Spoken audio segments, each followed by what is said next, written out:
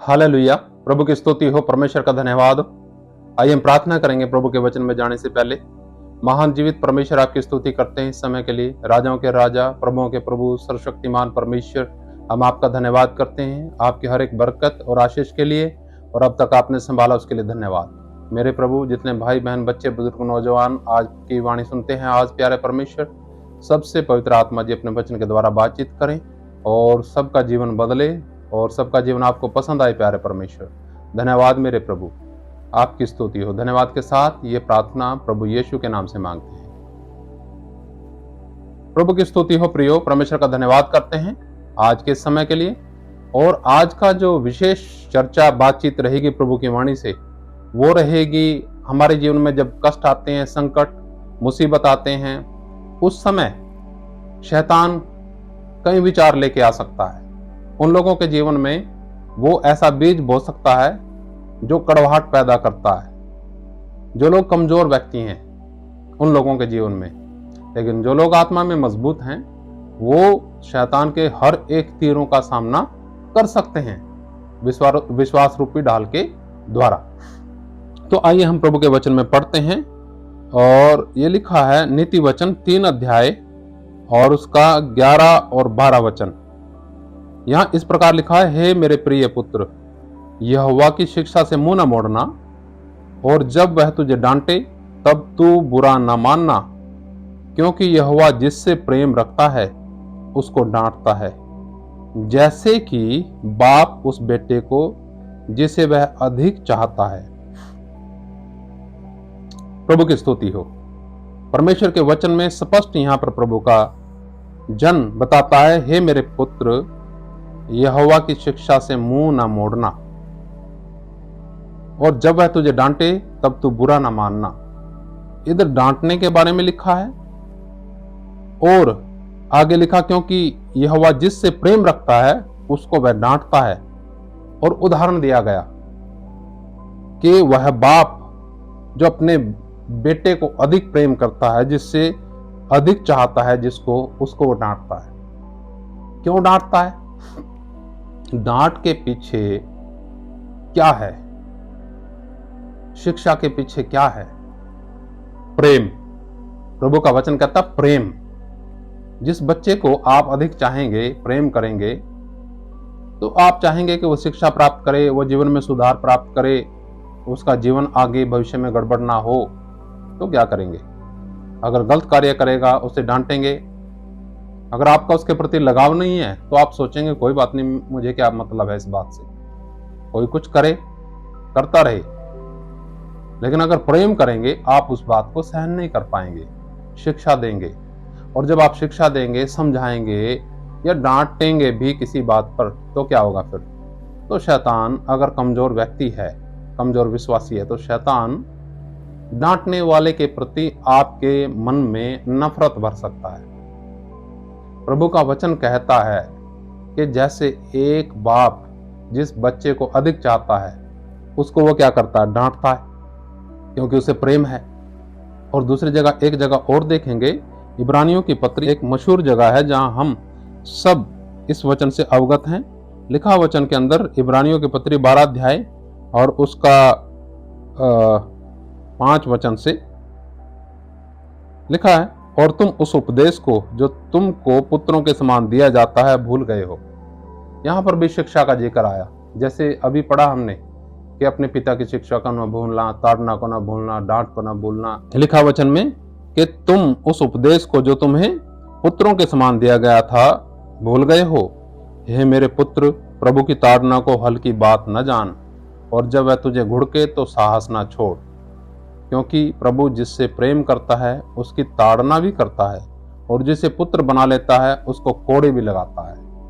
जब हमारी स्थिति इस प्रकार की होती है कि कोई हमारी सहायता नहीं करता है, मदद नहीं करता है, और हम अकेले पड़ जाते हैं, अगर हम आत्मा में मजबूत हैं तो हम सामना कर सकते हैं परिस्थिति का। लेकिन जब आत्मा में है ही कमजोर बिल्कुल, तो क्या करेंगे? शैतान विचार लेके आएगा और दूसरों के प्रति आपके मन में नफरत, कड़वाहट, द्वेष भर सकता है। उस द्वेष से, उस कड़वाहट से, उस नफरत से बचने के लिए क्या करना है? हमें उस सर्वशक्तिमान परमेश्वर को भोले मन से, सीधे साधे मन से जानना है, कुटिलता के साथ नहीं, चतुराई के साथ नहीं। जो चतुराई, कुटिलता, इस प्रकार से चलते हैं प्रभु के पीछे, परमेश्वर के भेद को कभी नहीं जान पाते, परमेश्वर की वाणी को कभी नहीं जान पाते, परमेश्वर के मर्म को कभी वो जान ही नहीं पाते।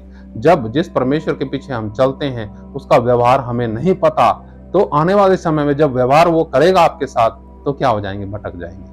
बहुत से विश्वासी इस संसार में आज इसी प्रकार से भटके हुए हैं। परिस्थितियों का, कठिनाइयों का सामना किया और हो सकता है परमेश्वर ने इजाजत नहीं दी किसी को आपकी सहायता करने के लिए, तो क्या इसका क्या मतलब है? परमेश्वर ने तो सहायता की है, परमेश्वर ने तो संभाला है। क्या परमेश्वर बेवफा है? क्या परमेश्वर दगाबाज है? परमेश्वर ने पल पल, हर एक क्षण पर आपकी सहायता की। तो क्यों ना हम उसका धन्यवाद करें, हम किसी की तरफ क्यों विचार करें? तो वचन कहता है जिससे वो प्रेम करता है उसकी ताड़ना भी करता है। अगर ताड़ना हुई है तो क्यों हुई है? सोचिए, उसकी तरफ ध्यान हमारा नहीं शैतान जाने देगा। वो सोचेगा नहीं उसकी कमी, इसकी कमी, उसकी कमी, दुनियादारी की कमी, लेकिन अपनी कमी की तरफ ध्यान नहीं जाएगा कि ये मेरी ताड़ना, ये मेरे ऊपर कष्ट, ये मुसीबत क्यों आई। उसका विचार, उसका मूल्यांकन, उसको जांचेंगे नहीं। अगर जांचेंगे तो मन परिवर्तन होगा, मन परिवर्तन होगा तो आप प्रभु के रास्ते पे आगे बढ़ेंगे। तो प्रियो, यहाँ स्पष्ट लिखा है कि जिसे पुत्र बना लेता है ना परमेश्वर, उसको कोड़े भी लगाता है। जब आप प्रभु के पीछे चलना चाहते हैं तो परमेश्वर की ताड़ना के भी हिस्सा होना पड़ेगा। परमेश्वर के आशीष का हिस्सा हम होते हैं, लेकिन वो ताड़ना भी एक आशीष ही है, क्योंकि उसके पीछे क्या है कि कहीं हम संसार के साथ नष्ट ना हो जाएं, दुनियादारी के साथ नष्ट ना हो जाएं। प्रभु का धन्यवाद। यहाँ प्रभु के वचन में लिखा, तुम दुख को ताड़ना समझकर सह लो, क्योंकि परमेश्वर तुम्हें पुत्र जानकर तुम्हारे साथ बर्ताव करता है। वह कौन सा पुत्र है जिसकी ताड़ना पिता नहीं करता? साफ लिखा है कि तुम दुख को ताड़ना समझकर सह लो। परमेश्वर तुम्हें पुत्र जानकर तुम्हारे साथ व्यवहार करता है, बर्ताव करता है। लेकिन ये व्यवहार, परमेश्वर का बर्ताव हमें समझ में आएगा तब बात बनेगी। परमेश्वर का व्यवहार हमें समझ में नहीं आता, क्योंकि परमेश्वर को हम इस प्रकार से देखते हैं जैसे हम दुनिया को देखते हैं कि दुनिया क्रूर हो गई, दुनिया ने मुझे छोड़ दिया, परमेश्वर ने भी मुझे छोड़ दिया। मैंने अपनी ताकत से, मैंने अपनी शक्ति से, अपने धन से, अपने बल से, अपने ज्ञान से अपने जीवन को सजाया, संवारा है। ऐसा नहीं है प्रियो। परमेश्वर अगर ना चाहे तो आप और मैं कुछ नहीं कर सकते। तो हम क्यों ना उस परमपिता परमेश्वर का धन्यवाद करें, क्यों ना हम उसका आदर करें, क्यों ना हम बड़ी श्रद्धा से, सच्ची श्रद्धा से उसके सामने नमन करें और प्रभु का धन्यवाद करें। सारी मन से कड़वाहट निकालें और प्रभु को बोलें, प्रभु मेरे मन में प्रेम भर, मैं आपसे प्रेम करता हूँ।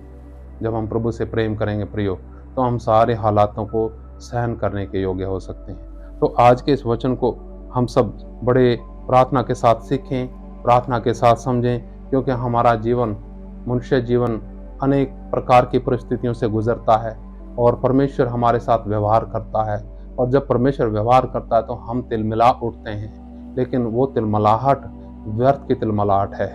उसके पीछे अगर हम समझें, परमेश्वर को जानें, तो हमें परमेश्वर का प्रेम, उसका प्रेम का एहसास हमें ज़रूर होगा, क्योंकि वो प्रेम करता है इसलिए ताड़ना करता है, प्रेम करता है इसलिए शिक्षा देता है, प्रेम करता है इसलिए डांटता है। इसलिए हम उसका शुक्रिया करें, उसका धन्यवाद करें। आइए हम प्रार्थना करेंगे और धन्यवाद करेंगे पिता परमेश्वर का। धन्यवाद महान और जीवित परमेश्वर, आज की इस वाणी के लिए। प्रभु, ये वाणी आपने दी ताकि हम सब आत्मा में बढ़ने पाएं, और जब हालात, परिस्थितियां कठिन हो प्यारे पिता, और शैतान अपने विचार लेकर के आए, हम शैतान के विचारों को स्वीकार ना करें, उनका इनकार करें और आपके प्रेम का स्वीकार करें प्यारे पिता। आपके विचारों को स्वीकार करें, आपके वचन को स्वीकार करें और आपका धन्यवाद करें आपके उस प्रेम के कारण जो आपने हम सबसे किया।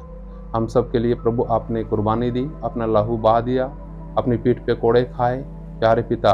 और अब आप चाहते हैं कि हम संसार के साथ नष्ट ना हो। प्रभु, जितने भी लोग सुनते हैं सब आपसे प्रेम करें।